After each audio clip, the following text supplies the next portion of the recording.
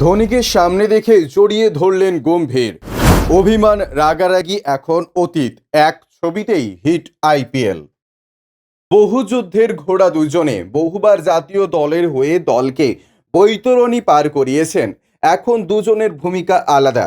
দুবারের IPL champion অধিনায়ক Gautam Gambhir কেকেআরের mentor. অন্যদিকে মহেন্দ্র সিং ধোনি 22 গজের সঙ্গে সম্পর্ক টিকিয়ে রেখে এখনও খেলে চলেছেন। সেই ধোনির সঙ্গেই দেখা হয়ে গেল গম্ভীরের। সিএসকের কেকেআর ম্যাচে গম্ভীরের আলিঙ্গনে ভরিয়ে দিলেন এক সময় সতীর্থকে। 2012-ই এই ধোনির চেন্নাইকে হারিয়ে আইপিএল জয়ের স্বাদ পেয়েছিল গম্ভীরের কেকেআর।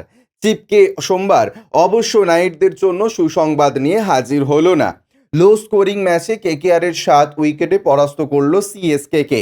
139 রানের টার্গেট চেজ করতে চেন্নাইয়ের হাতে 14 বল নিয়ে স্লো উইকেটে সিএসকে জয় এনে দিলেন ঋতুরাজ গায়কোয়াড়। দুরন্ত হাফ সেঞ্চুরি করলেন 67। এছাড়াও ড্যারেল মিচেল 25, শিবম দুবে 28 যোগ্য সহায়ক করলেন দলকে।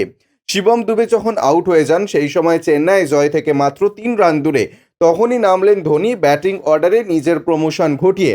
আজিঙ্কে রাহানে, সমীর রিজভি, রবীন্দ্র জাদেজা থাকা সত্ত্বেও ধোনি নামেন ক্রিজে কিছুটা দর্শকদের মনোরঞ্জনের জন্যই।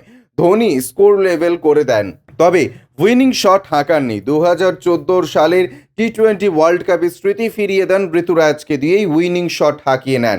ঠিক 10 বছর এভাবেই ধোনি ক্রিজে নেমেও শেষ বেলায় উইনিং শট হাঁকাননি, বরং অনুজ কোহলিকে সসম্মানে সেই দায়িত্ব পালন করতে দিয়েছেন। সেই ভূমিকায় একটুও বদল হয়নি তাঁর, বুঝিয়ে দিলেন সোমবার। Bureau report, UJ news.